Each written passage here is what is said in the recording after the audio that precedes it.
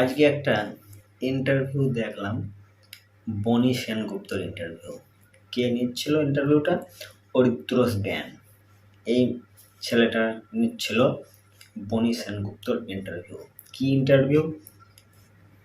উনি অহল্যাস সিনেমা করছেন, একটা অহল্যাস সিনেমা কিছুদিনের মধ্যে রিলিজ করবে। সেই মুভিটার জন্য আর কি ইন্টারভিউ নিচ্ছিল। এবারে সেই ফাঁকেই কিছু কথা উনি বলেন, যেমন খাদানের বিষয়ে কথা বলছেন যে তুমি তো পরিত্রস জ্ঞান বলছে তুমি তো খাদান সিনেমায় থাকছো। তো বনি সেনগুপ্ত বলছে না, আমি খাদান সিনেমাতে থাকছি না। এই খবরটা শুনে খুব খারাপ লাগলো, তার কারণ বনি সেনগুপ্তর কোনো হিট মুভি কিন্তু নেই। যদি খাদান মুভিটা করতেন তাহলে কিন্তু একটা বিশাল একটা সুযোগ উনি পেতেন। বনি সেনগুপ্ত ভিলেনের রোল প্লে করবে না, উনি হিরোর রোল প্লে করবে। ঠিক এই কারণেই উনি খাদান সিনেমাটা করছে না।